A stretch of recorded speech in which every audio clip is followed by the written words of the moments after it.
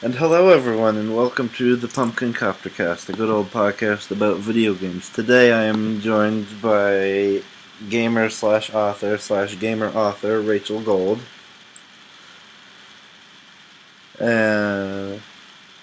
Yeah, so we'll just get to the first question right away. That sounds Basic. good. I Uh, think Tyler, I'm gonna change my title on all my social media now to gamer slash author slash gamer author. That's my new favorite title.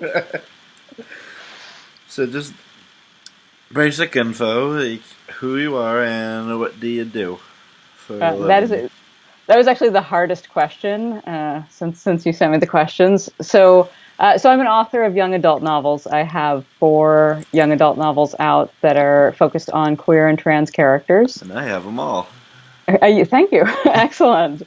So 3 of them are basically in a sequence. They're very much in the same world. The characters know each other, and then one's kind of an outlier, though I think eventually those characters all meet up with each other.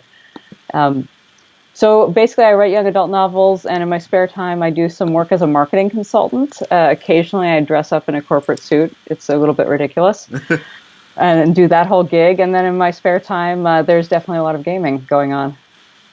So, before we get into the rest of the questions, I kind of swore a blood oath to someone that I would give her and her blog a shout out because it's through her blog I discovered you and your books. Excellent. So, I swear this is going to go back into video games, but for right now we're going to go into a brief tangent. So, quick question going on this tangent. Have you heard of or watched any of the show known as Star vs. the Forces of Evil? I haven't. Should I make a note? Because that sounds really good. Yeah, so I was just Googling random bits of it one day just because any information on that show I just eat up like a pizza. Yep. And I just found this, this random fan theory, just because, fan theories based on like any show or just a thing that happens. Of course. And so the fan theory that through 6 degrees of Kevin Bacon brought me to you and your books is that a surprisingly very popular theory is that the male character Marco Diaz is a transgender girl, and like this is it would take way too long to explain like why all the people who think that because they go into a heavy amount of analysis on every single um, episode of the show where it's relevant, but blah blah blah. It's gotten a lot of attention, and one of the blogs at Jennifer Diaz is a trans girl, which will be in a link somewhere in the description. The woman who runs it, Lily, while it's focused mostly on that particular theory of that show, it goes on a bit of a tangent, and she also has an entire section dedicated to LGBT fiction. And through that, like, I saw the back cover blurb of Being Emily, and then Just Girls, because at the time I discovered it, those were the only 2 out. Mhm. And I think like sometime in the same week I ended up, went on Amazon, bought them, fell in love with them, and I'm assuming this was the point, but, just roller coaster of happy, sad, and angry throughout the whole time. Yes, yes, exactly. And then I hope by the time we get you to Nico and Tucker, there's a little bit more happy than sad and angry. By the time everyone's in better shape. Yep. Spoiler alert. Oh, I've already read it. Yeah. So Well, before, oh, sorry. I was going to say I love that story because I love the way that in fan communities, we just connect each other to other things that we love.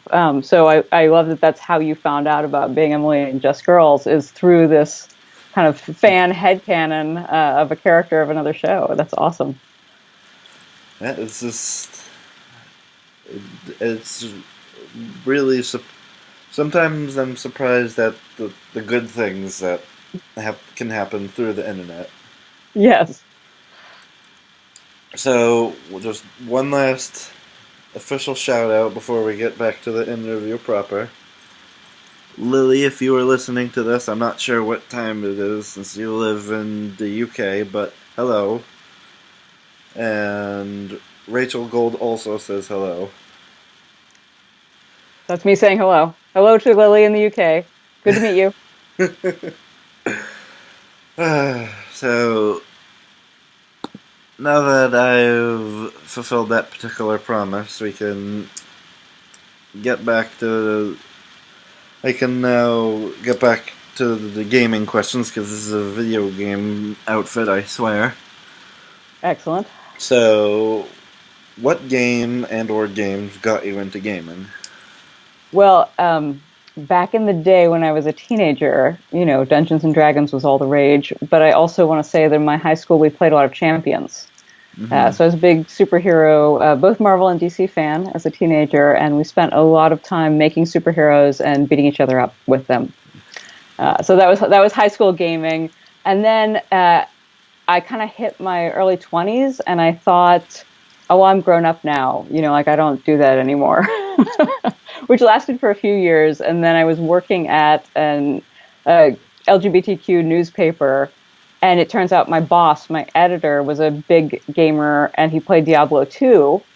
And that was old enough that we had to play it on a LAN. So I had to actually take my laptop over to his house so that we could network our computers so we could play Diablo 2 together. So that would be mid-90s. Diablo 2 was my entry back into gaming after a brief attempt at being grown up.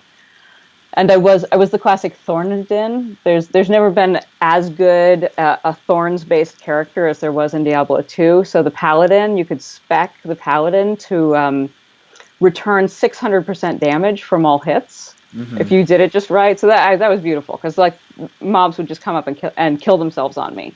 It was a really, really good moment. So that was my 20s, Diablo 2. And then in my early 30s, World of Warcraft came out. So... And I was lucky enough that a friend of a friend got it the first weekend it came out and called us that weekend and said, go get this game. So I actually started playing World of Warcraft the first weekend it launched. And, I was hooked. It was awesome. And for a little while I felt guilty about it, but then I read Jane McGonigal's Reality is Broken, and I realized how good games are for psychological health. So then I just went with it. So then I played an awful lot of World of Warcraft, and I think it made me a better person. So that's my intro to gaming story.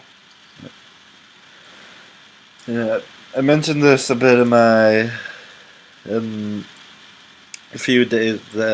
episode a few days ago, but again, I still remember it vividly to this day. To the -7 people actually listening to this, I'm probably going to repeat it a lot in the future episodes, but the game that got me into games, even if I didn't quite realize it yet, was when I was 13. I had a GameCube at the time, as you do, because I came from a heavily Nintendo family. For my 13th birthday, my parents bought me a copy of Paper Mario: The Thousand Year Door, and it's one of the, in terms of story, it's one of the most lore-heavy Mario games, just because an RPG they can squeeze that much more in. So fell in love with that, and I'm not entirely, like, this was more than a decade ago, so I'm not entirely sure if I'm being exact in my remembering, but I think Thousand Year Door actually opened the door in my brain that, later on in life would allow me to, you know, understand, like, what, like, a lot of what LGBTQ meant, like, Hmm. literally, in a dictionary level. Just brief tangent. Again, this is the last time this will happen in the interview, I swear, but if you Google it, if you, like, Google it later, Vivian, the purple girl that's one of Mario's allies, like about halfway in the game, they mentioned that in most of the other versions of the game, but not the American version, I think one of the characters uh, straight up, yeah, it straight up says that Vivian is again, a transgender girl. They mention it, and, like, her her sister, who's also one of the bad guys, misgenders her just as a way, just Oh, because she's that stereotypical sister character that, even though she screws up, she blames it all on her, because why not? But because this was like 2004, they took that part. They completely removed any part of Vivian being transgender out of the game, and just took all of her, like, all of the insults directed at her as, like, generic angry big sister insults. But I just because the LGBT community has gained so much more of a, presence in the world, and especially in gaming, like, a lot of people are bringing that up more and more, just in general. So, yeah, definitely. It's very cool. I continue to look for games that have potentially non-binary characters because I see a lot of games still, especially science fiction based games, hmm where you've got characters where it's like, well, they're robots. Why do some of them have to have boobs? Because they're robots. Like that's not part of their anatomy. So it's funny to me.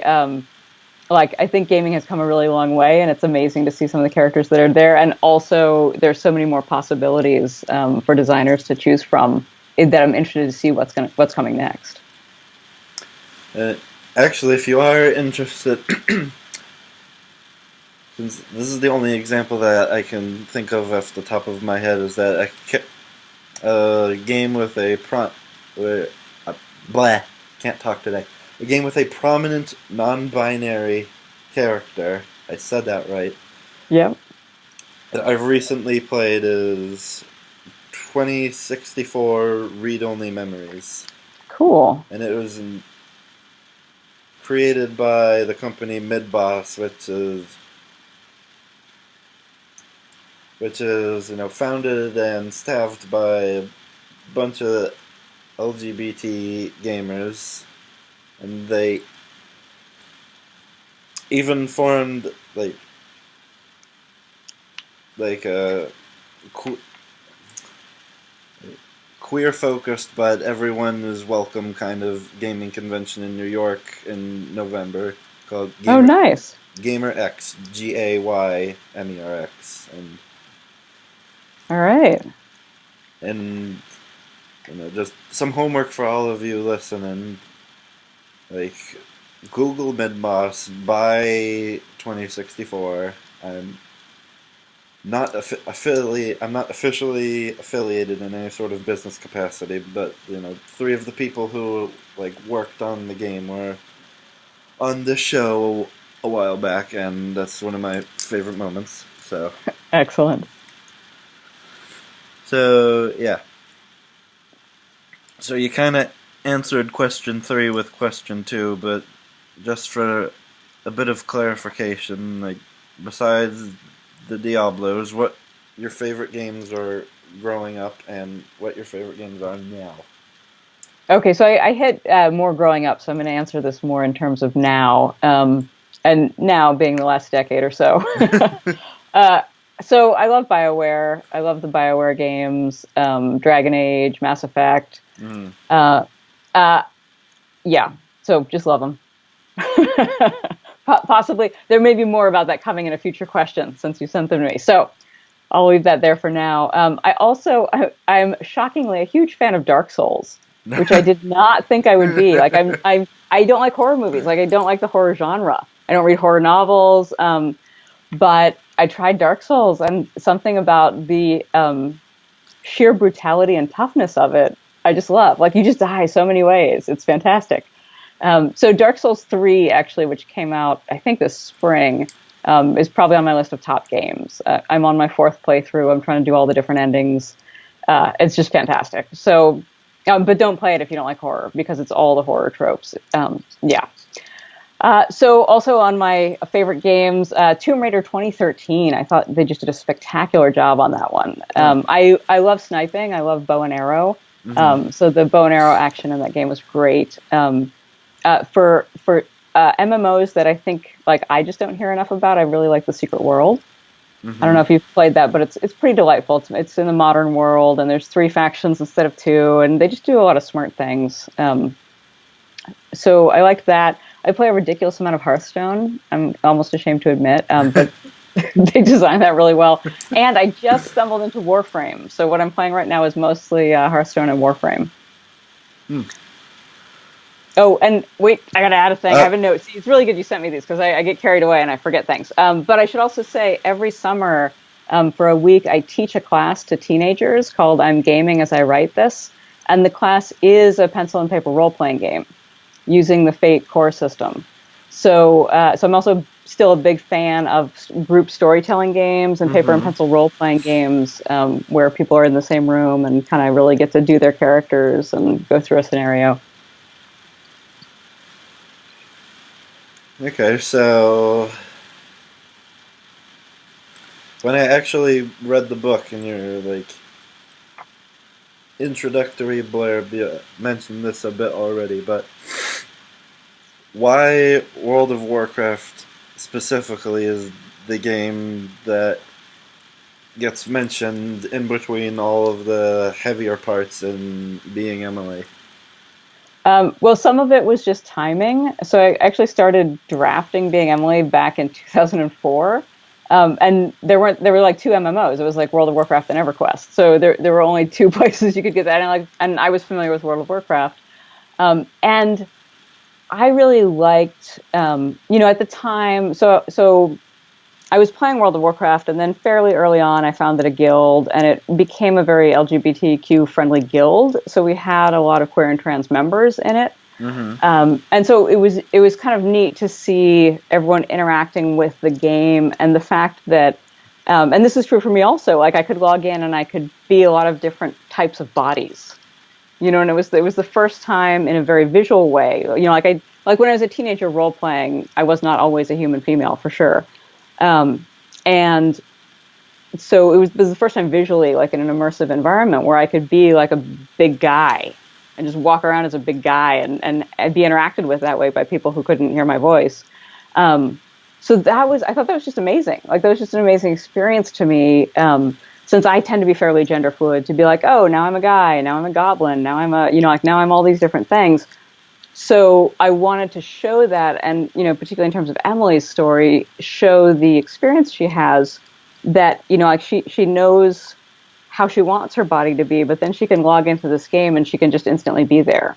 And she can walk around town, and the townspeople say "milady" or whatever. I forget what they say in Stormwind these days, but all the right things. So I wanted to evoke some of the magic of that it's just this immersive world where you can create and play with who you are in that context. All right then. So On to question 6. Okay. What types of games would get the attention of... Like, I'm not sure if you answered this already somewhere else, but of Claire, Ella, Tucker, and Nico. So before I answer that, I'm going to say a little bit about who the characters are for people who are listening who haven't read the book. So go ahead. So in Being Emily, Emily comes out as a trans girl, and one of the first, actually the real first person she comes out to is her girlfriend Claire. And Claire briefly freaks out, and then Claire's a very, very good human being, so works it out, and the two of them stay together. So that's Claire. And then Ella, Tucker, and Nico you first meet in Just Girls, where Ella is a trans girl going to school in Ohio, where you can't change your birth certificate. So her birth certificate still says M.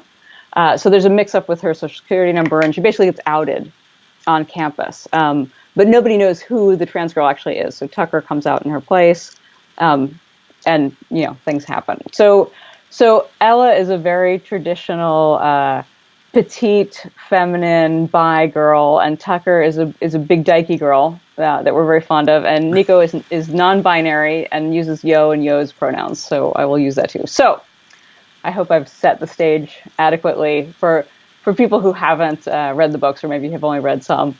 So first of all, I really believe that Emily and Nico play Hearthstone against each other, because you can challenge friends. I actually think Emily plays it from the bathtub on her tablet.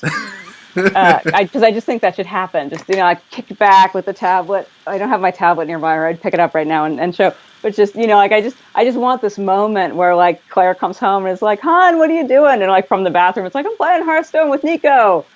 And so, yeah, so that should exist. And now it does, because I've told it to you in public. So now it exists. So that definitely, it's oh my God, I'm the author. It's canon. Yes, the power.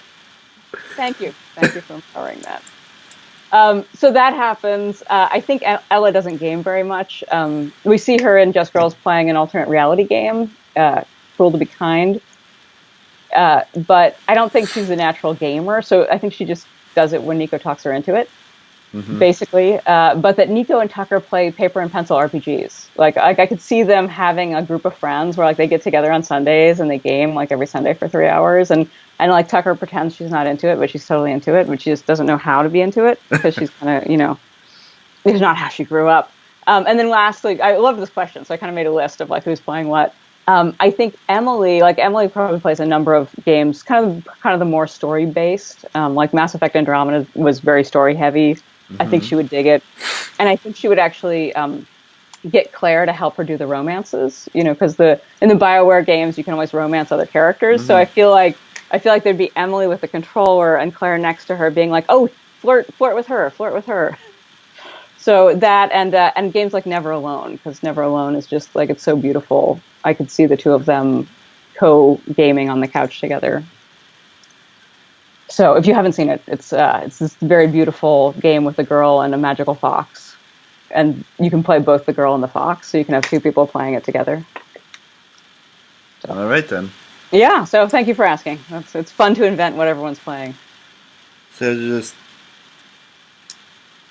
like, 5-second aside, Claire's also my mom's name, so when I was reading Being Emily, like, throughout the whole time, I was like, ha! Excellent. It's because you never expect names of people to end up in fiction. Yes, Claire's actually my grandmom's name, which is how she got named Claire. So maybe we both have families with good taste in names. I guess so. So the 7th question, which I have taken to be, like, the one mandatory question I put in all my interviews in the future. In your opinion, is video games? My answer is reading is games. I'm not sure about video. For me, one of the key things about games is games are active, and reading is active. Like, you're creating a world with the author because you're imagining it from the author describing it. So to me, reading is very much like games. Playing a game or reading a novel are very similar experiences. They're both immersive worlds that you're moving through, and you're helping to make the world. And I think video can be games if it has that sense of active participation. So for example, like we're talking in video now, and there may be people who choose to comment on this when it's live when you've got it posted, and then you start to come into that active sense of people making a world together. So that's what I think of as one of the core features of games, is you're participating in a world together. But if I'm just watching video passively, I'm just taking it in, then I don't know that I would qualify it as games. This is the most extensive answer I've ever gotten to that question. Just because no one seems to know what the question actually means, and neither do I. Oh, well, I liked it. I thought it was a very smart question. I was like, that's what distinguishes it. So good call. Good. So on to the next question. Who is your favorite video game character, if you had to pick a favorite? So people who know me will know it's Isabella from Dragon Age 2. Mm-hmm. She's not a playable. She's not the character you're playing, but I just love her. I love her snarky banter with the other NPCs. Like I will have her in my party all day long, whether it's good for the party or not, because she's just fun to have around. So, and then actually when Dragon Age Inquisition came out, I missed Isabella so much that I made the main character of Dragon Age Inquisition Isabella. Oh. So in my mind, the plot was Varric sends Isabella to do a heist at the Trevelyan mansion, and she's posing as Lady Trevelyan, and then she gets pulled into this whole Inquisition thing because they don't know she's not, because Lady Trevelyan's the main character if you're female in Inquisition. So I was like, okay, it's really Isabella in disguise as Lady Trevelyan. So I did a dual wielding rogue, and I played it through that way, and that's I got to have Isabella back for that game. So that's my commitment to her. Anyone who knows me, this will surprise literally no one, but my favorite video game character will probably always be Mario from the Super Mario games. Just very solid.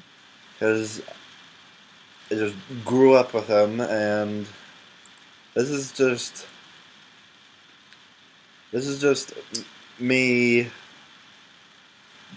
like, and all of the, like, English classes I've taken over the years, just reading into something that probably isn't there, but just to me, Mario, because when I was growing up, Mario was just the character that I could look up to, because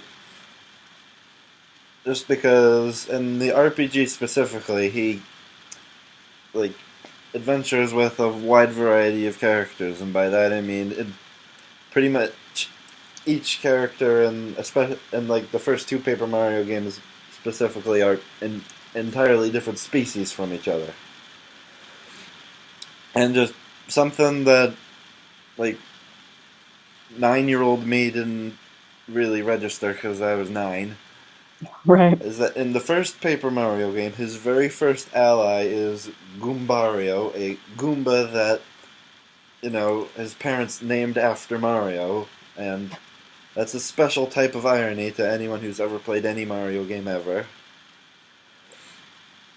And again, this is just me seeing characterization in a character that deliberately has none, just so Nintendo can put him in as many games as possible. But to me, like, Mario judges someone solely on whether or not they're a good person, and I don't know, just probably after reading all your books with all the LGBT themes and, recanonizing that Vivian from Paper Mario is a transgender girl. There's this, like, okay, to explain why Mario is, like, my personal hero, like, not even, just barely qualifies as spoilers, but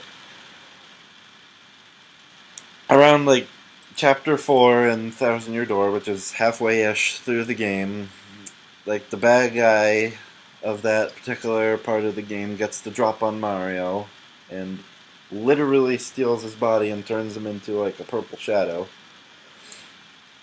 and Vivian and her sisters, because at this point Vivian is still kind of with the bad guys, but not really.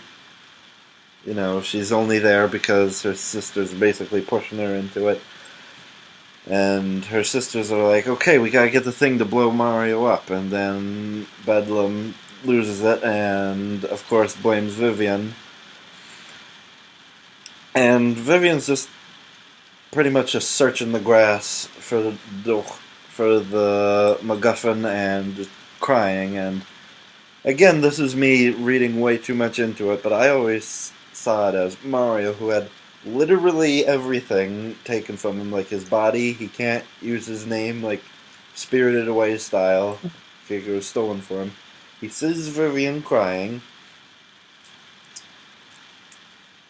and you know he doesn't see like, even though she like tried to beat him up earlier in the game, he just sees a girl who's clearly upset, and he goes and talks to her, and she becomes, gameplay-wise, once you get her on her side, one of the best characters to have in your party. And over the course of the game, she has her own little mini character arc, where she goes from having like zero self-esteem to like gaining a tremendous sense of self-worth, and near the end point of the game, where you actually have to fight her sister and her other sister again, she basically says, like, I'm not taking any of this crap anymore. And cool. That just... Yeah, so that's why... And throughout that 1,000-year door, Mario just by being Mario and offering a helping hand, he proves himself as, like, one of the nicest people I've ever seen in a work of fiction. Cool. Yeah. Yeah. And one more thing, like, and it's just weird to say that this is canon now, but Mario is a cross-dresser. Really?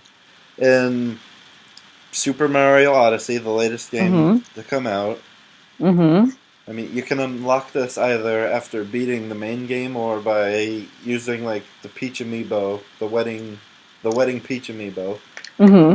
Because the whole thing in Super Mario Odyssey is unlocking a bunch of, like, sweet outfits from, like, way back in Nintendo's awesome. early days to now. And one of them is Mario can actually wear Peach's wedding dress, but, like, it says specifically in the game that that dress that you see Mario's wearing is not Peach's actual dress, but a version of the dress that Mario had commissioned, like, for his body, because anyone who knows Mario, he's like a very short and stocky fellow, and Peach is tall. Yeah, yeah. So what you're saying is he actually committed to commission a dress for himself, which, you know, like that's some commitment. So nice. Yeah, it's just barely, like, the part that he commissioned the dress for himself is just barely in the game, but it is in the game, and yeah, I just find that neat. Yeah. Well, and definitely your description of what's heroic and inspiring about Mario. I mean, I think that there's a lot of games have the potential to teach us about working with different kinds of people and being heroic, like being better people. And yeah, that's one of the best things about gaming. Yeah. So, on to the next question. What single specific moment in a game caused you to just put the controller or the keyboard or whatever you were using at the time to actually play the game down and just stare and be like, I can't believe this is happening, this is awesome? Well, so I'm going to say that, I mean, there's some games that just have stunning scenery. So this is my runner-up answer. This is not my true answer. But, you know, so like Dark Souls 3 has some insanely cool scenery. And there are times where I just sit and I just look at it and I'm like, wow. Like, I can't even think about, like, you know, not just beautiful vistas, but it's like a beautiful vista where it looks like 10 cities were thrown on top of each other. So it's like beautiful and chaotic and crazy. So and Tomb Raider 2013 also beautiful, beautiful scenery. But I'm going to say that some of my really favorite moments are both moments of awe and community were when I was raiding in WoW and we were doing 10-person raids. And I was the guild leader, but not the raid leader. So the raid leader would be setting up what everyone was doing, and I knew what I was doing. So I could kind of sit there and I would pan the screen around and look at my 9 guild members. And, usually it would be nine people and me standing there in front of some enormous boss creature. And just that, like, getting to have that feeling of, like, here's this huge monster. It's probably going to kill us in about 2 minutes. And here are my friends. Here are 9 good friends of mine hanging out to come use all of our strength and magic to try and take this down. So I would say some of my favorite moments have been in World of Warcraft, where you just like the really massive bosses. There was one in Uldar. I'm probably even forgetting how to pronounce it. That they're like the god boss, who's so big that you're standing in a platform at his chest level and you're just seeing his face, and then you have to fight his arms. That was always a fun one because you walk up to the platform and he comes up. He's just huge, and then I get to see my friends, and we're all going to die together over and over again until we figure the fight out. And it's just that was a good moment of awe and community in gaming. Yeah. Ulduar, that's what it is. I left out of you. Sorry. Yeah. Back to you. Well, I don't play World of Warcraft myself just because I feel like it would eat away at my life. It will. That's a smart choice. Yeah, well, someday maybe, but I do. The one thing I do know is that, like, the literally massive bosses that dozens or hundreds of people playing the game all team up to beat the crap out of them. That's neat. For me, this is always my go-to answer because it's the one I can remember most vividly, is the game Journey. So, like, it's literally exactly what the title makes you think. You're some type of, you don't know what, going on a journey, some red clothed figure. Mm-hmm. And just, it's real, because it's major, it does 2 major shticks. The first one is that, aside from the literal, like, very beginning, where it teaches you that, X does the jump thing, or circle does the action thing, and all that, there's no other text in the game. Like, oh, wow. Any of the story bits is completely visual, and you kind of have to piece together yourself, so I always like it when games do that. And the second is, like, it has multiplayer, but not the way other games do it, in that it just connects you with a random person, but you don't know who that person is. Like, you don't see their ID at all, and the game doesn't tell you until after you complete the game. So, like, if you like ask around or search on the internet, there are these stories of people, like, exploring the worlds, trying to get all the collectibles and communicating entirely non-verbally, because the only type of noise you can make is, like, a non-verbal noise. Oh, wow. Throughout the game, and, like, again, it's visually gorgeous. The game, the visuals and the music go together constantly, and that just always gets to me. So, yeah, that's my first one. I actually have 2 more, but I'll get through them quick so this doesn't drag. The second is, like, the biggest surprise I've had. The game that surprised me the most is a little mobile game called Love You to Bits, that you play as this adorable little space boy, and was flying around in space with his girlfriend, who is a robot. And that's relevant because you're hit by a space attack and all of her pieces are scattered throughout the cosmos, and you have to find them. And it's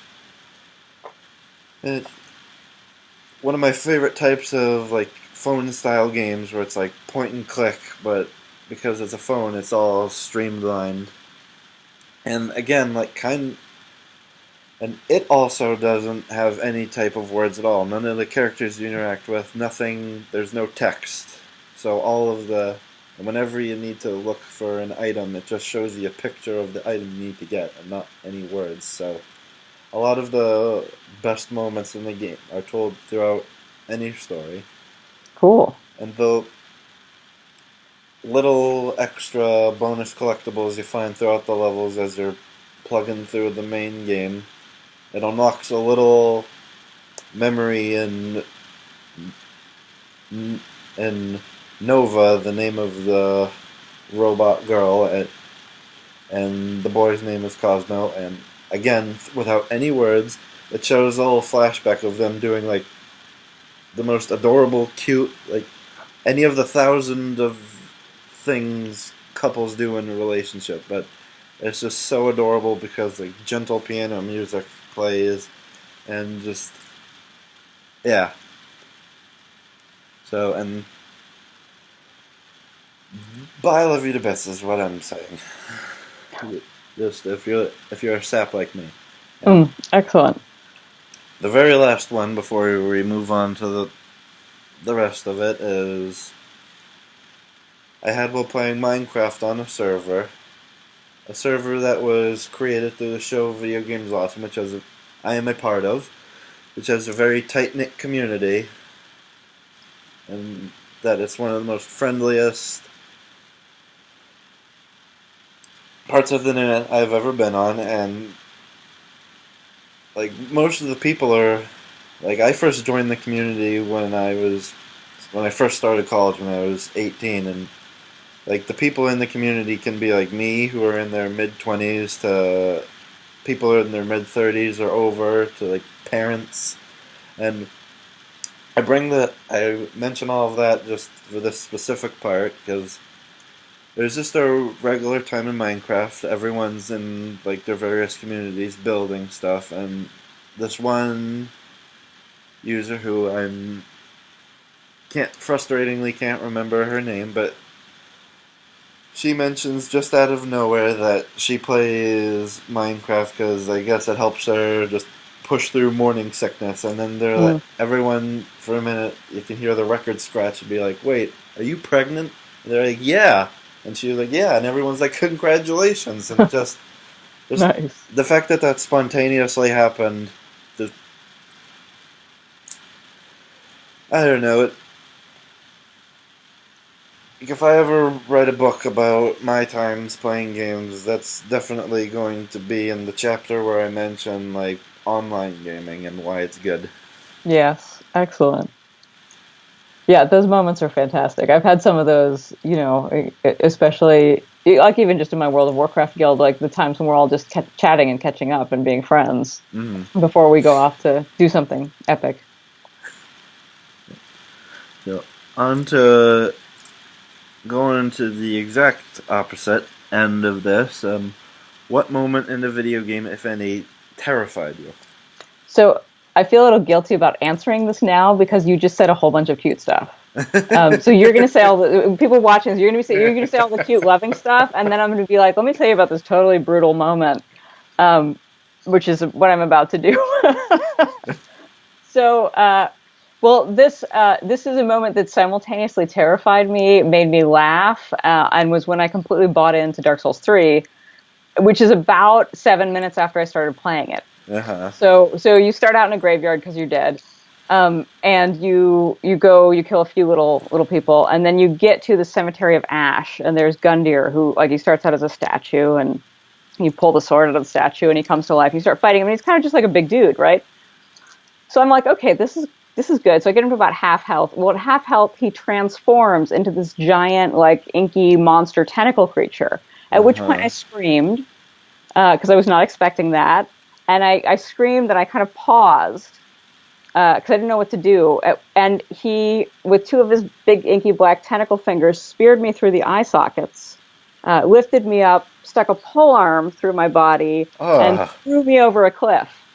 Oh, dear. And I fell off the couch laughing because it was so much overkill. It was like he just killed me 3 times in a row, And it was fantastic. It was hysterical, but it was also completely startling. So I had no idea he was going to turn into the monster creature. So yeah, that was we laughed about that for days in my household. So yeah, that was my most startling moment. So mine again goes back to Paper Mario, since I used to play that game all the time when I was a kid, because that was one of the only like 2 games I had. But you know, I get spoilers. Just, I mean, it's been out for like 13 years, but whatever. So the final boss of the game, you find out near the end of the game that, well, Princess Peach specifically finds out because she does a lot of covert ops, apparently. You find out that, like, even though I'm spoiling it, I encourage, if anyone listens, to buy the game where you can and play it, because it's great. But she finds out that the treasure behind the titular 1,000-year door is the spirit of a 1,000-year-old demon. And near the end, like, Mario and company are chasing the bad guy down a spooky, like, downstairs into like a spooky basement area of a place that's already like several dozen feet underground. And now that I'm actually consciously remembering it, I'm realizing just how even more creepy it is, because it's literally a tomb. Like, in order to awaken the spirit, the main bad guy casts a spell, and like the coffin that the demon's soul is in rises up. And I'm 13 at the time and a total wimp. And they really just milked this moment for all it's worth. Is that first, like, in like the game, it causes like tremors, both in the spooky palace that you're in and every other area that you've traveled to throughout the game. Like, there's just a massive earthquake. And then, like, her big spirit, and because this is a Paper Mario game, everything is like thin, so she's like a big purple spiral of paper and these long wavy paper arms.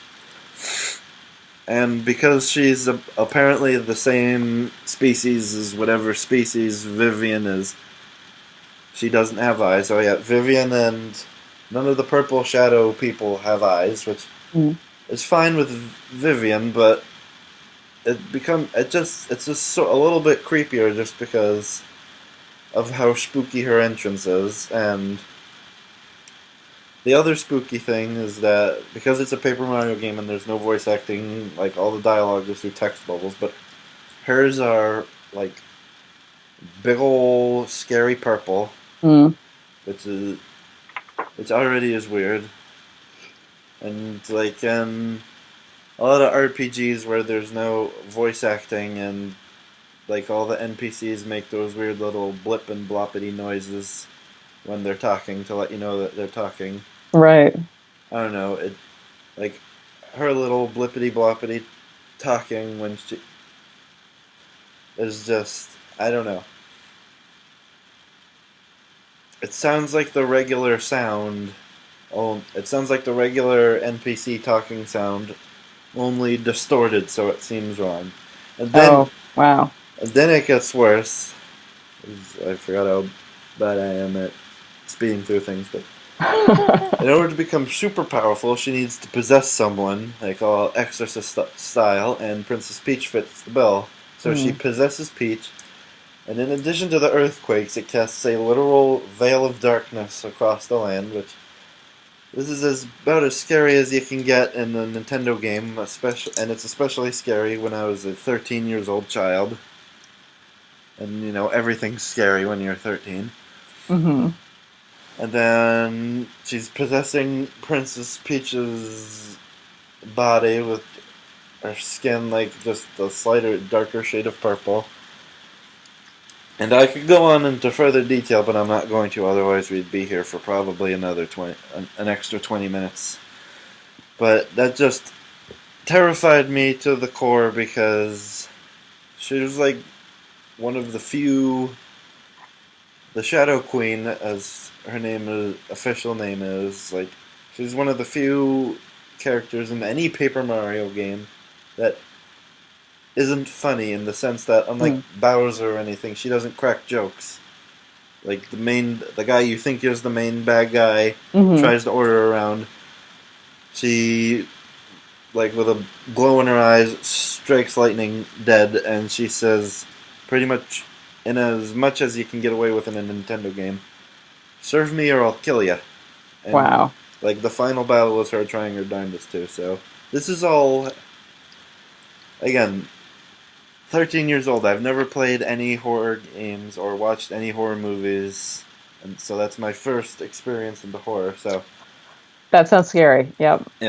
So yeah. So I feel like now that we've said scary scenes, I kind of want to end with a good moment, with a sweet moment, especially because you shared some sweet game moments. So I just wanted to give another nod towards the 2013 Tomb Raider, because you get to be Lara Croft basically saving Sam, who is her roommate, and depending on how you choose to interpret it, either her best friend or her girlfriend.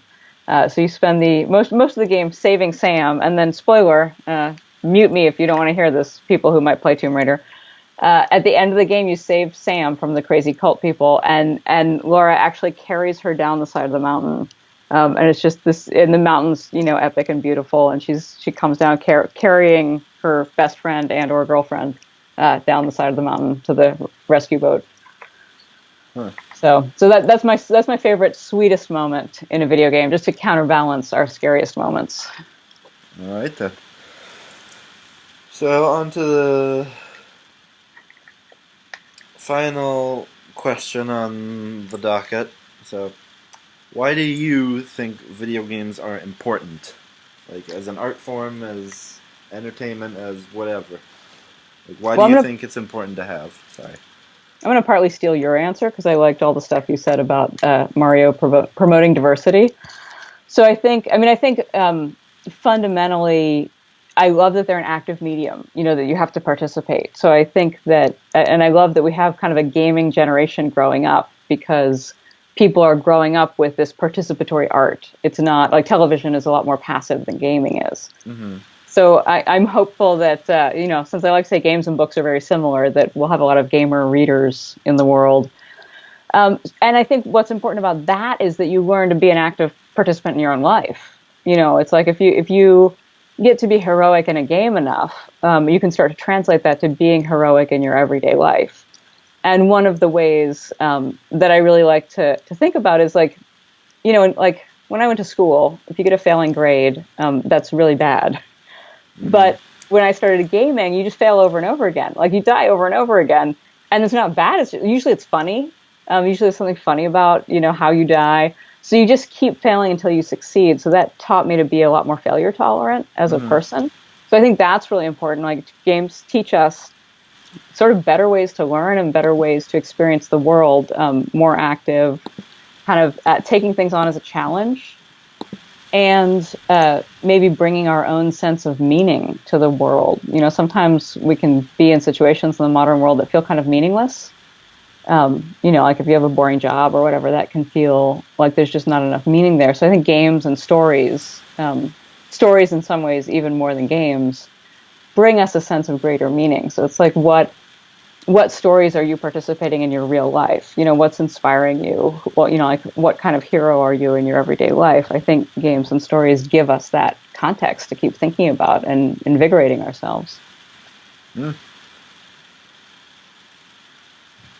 That's a very good answer. Thanks. And it just, for me, like, talking about video games, analyzing about video games, I never realized, up until I started doing that and playing games a bit more quotation marks, seriously. You're just Hmm. getting more intensely involved in a hobby up until the point where I started gaming seriously and being able to afford to buy my own consoles and everything. I never really had that serious a dedication to any type of hobby or Hmm. anything. And I'm not going to go on too long because that's a video for another day, but also, like, it's through, like, video games, it's through a video game show that I've been able to make friends. I've been able to become friends with people from literally all over the world. And I've never felt like a greater sense of community than whenever I go to PAX, because at PAX, when you're playing the demo of a game, the devs are literally right next to you, giving you the skinny. And I've met quite a few amazing people through PAX and through the unique type of community that being involved in video games provides. So that's mine. That's why I Excellent. think video games are important. Yeah, that's fantastic. Yeah, I love the gaming community. I think that we're some of the smartest, most engaged people, and I love finding out that people are gamers. So a lot of times, like if I go do an event like in a classroom or something, I'll ask like, "Who here's a gamer?" And get a sense of like what games people are playing because it helps me get to know them a little bit. And you really find out a lot about people by the games that they play and what they like. It's true. And that brings us to the conclusion of this particular episode of the Pumpkin Copter Cast. So, as we're winding down, I would like to thank Rachel Gold, one of my. And if this sounds like I'm trying to brown nose, that's because I am. One of my favorite authors. And, yep, I would like thank her, and to the negative 12 people listening to this particular episode, if you like what you heard, like, rate, comment, and subscribe. Really helps me out. Blah, blah, blah. Go Google Rachel Gold, buy all of her books. There's 4 now. And um, Lily, if you're listened all the way to the end and tolerated all my drabble, I would thank you through the 6 degrees of Kevin Bacon to introducing me to Rachel Gold and allowing this to happen in the first place. So, Yes, I also thanks Lily from me, and thanks for having me on this podcast. This has been really fun, and you had some really great questions. So thanks for getting me to think that through more. We'll have to see if that shows up in a future book. Some of what's now canon that we decided today. so yes, hopefully this will not be the last time you join me on this show. Sounds good. And yeah, until then, I'm T Gorman83 on the internets, and this has been Rachel Gold on the Pumpkin Copter Cast, a good old podcast about video games, and we will see you later.